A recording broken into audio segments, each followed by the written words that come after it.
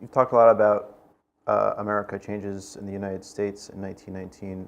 What about the rest of the world? What was going on in the rest of the world in 1919, and what are some of the things that you're hoping this essay series will highlight?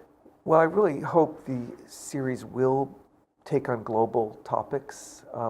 The U.S. history is a little easier for someone like me, but there are historians all around the world, and their countries' histories are just as valid as ours. And so I hope people write in with article ideas. We certainly would encourage that.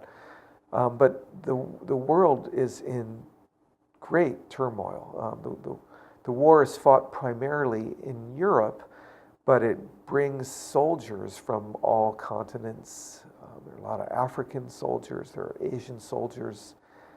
In North America, both Canadians fight earlier and in a higher percentage than Americans. And they're all affected by what happens in the war. I mean, there's a horror at war that affects the world. So there's a strong desire to avoid ever letting this happen again. And so that's an important fact of 1919. It's the beginning of a global aspiration for peace in a rules-based order, which we somewhat have. We later in the 20th century create the UN, which is a big improvement on the League of Nations, which is created right after World War I. We still have our problems with the UN, as everybody knows.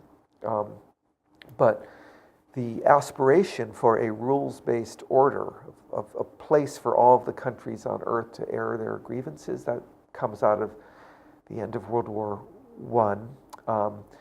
But very significant empires have ended over the course of the war. So the losing side, I mean, at the time you can't really say victory or defeat because it's called an armistice. It's not quite victory, but it's pretty close to one for England, France, and the United States, and pretty close to a catastrophic defeat for Germany.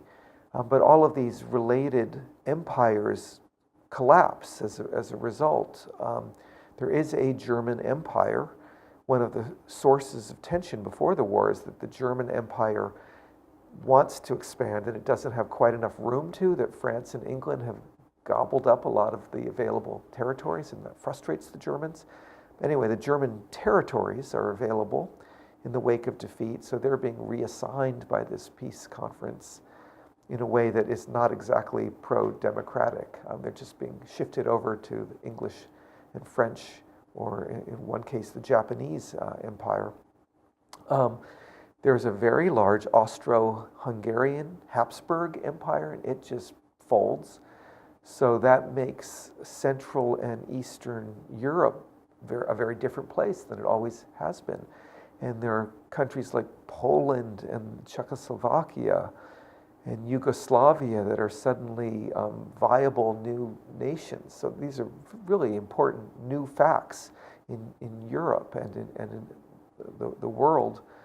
The Middle East is suddenly up for grabs in a way that it has not been for centuries. The Ottoman Empire collapses just after World War I. And so that's based in Istanbul and in Turkey, but all of that is shifting almost month to month. Which direction Constantinople, as it was called, or Istanbul is going to go? Will it be an independent city? Will it be a U.S. protectorate? Will Russia control it? All of these questions are really up in the air, and we've never quite settled them. I mean, the Middle East is still a place of great tension. It has been throughout the 20th century and throughout the 21st century. And a lot of that stems from this feeling of unrest in 1919 with the Ottoman Empire collapsing, the country of Turkey not quite established. So all of this feeling of simmering violence, lack of certainty about what the future holds, that's really in the air throughout the year 1919. And I hope regional historians will take it up. India, one of the most important countries on earth, does not want to be part of the English Empire anymore. And Woodrow Wilson is saying, everybody on earth has the right to self-determination and democracy. And so someone like Gandhi is saying, okay, that's what we want. Mm-hmm.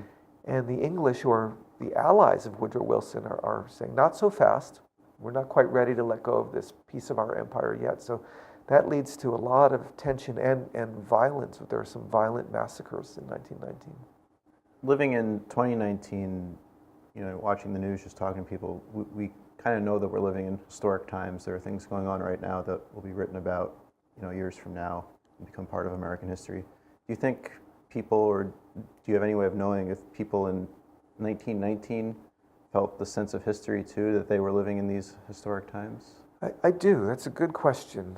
I do think people at the beginning of 1919 felt that they were on the cusp of great events. They knew that the Great War, as it was called, because they thought there was no point saying World War I because there would never be another World War. They were cruelly disappointed. But the Great War had been a great event, certainly, but they thought the building of the peace afterwards was also a momentous achievement. It was an achievement that was happening in slow motion as Wilson sailed to Europe for the longest visit by far of any American president overseas. And there was tremendous drama. Everything Wilson did was a news story in Europe as well as back in the US, and he stayed a very long time. But over the course of these slow negotiations, and diplomacy is slow, takes people working together, it's frustrating. I would say some of that sense that we are on the cusp of great events, some of that waned over the course of 1919. Wilson wasn't getting his way on every point. He did bring a lot of clout. He brought the prestige of the United States, and everyone knew he had the hopes of the world riding with him. But as England and France imposed pretty harsh terms on Germany, it began to seem like a less idealistic moment. And some of these new countries succeeded in getting established, many of them failed. So there was a sense of growing frustration over the course of 1919 that it wasn't quite going to be as glorious a year as people thought at the beginning. And then there's all kinds of, I would call them ricochets or accidental displays of how hard democracy really is to work out.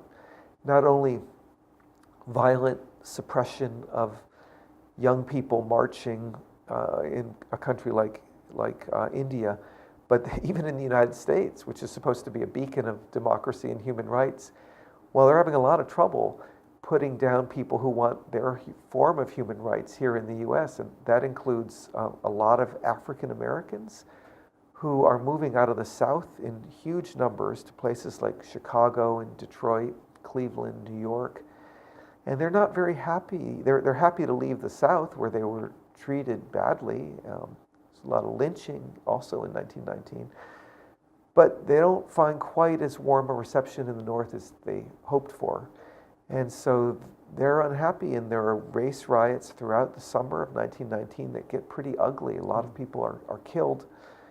And Wilson is not a great champion of African American rights. He's talking about democracy all the time, but he's pretty inconsistent in his own home country, which is, it's disturbing to people who want a consistent definition of democracy and human rights at home and around the world. A lot of immigrants are not being treated very well in the U.S. There's particular unhappiness among laborers.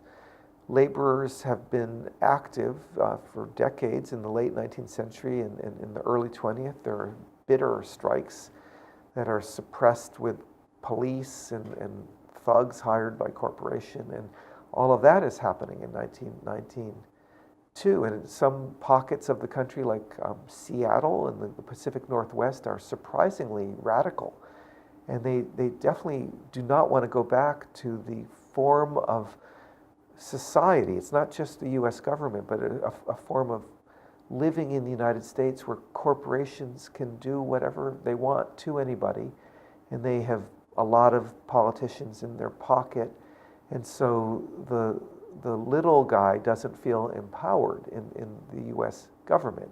So in a way, Wilson has let a genie out of a bottle. By talking about democracy, he's awakened all of these really keen hopes for a better world. And then as they're all sitting there in Paris trying to make that better world happen, they realize it's harder than we expected.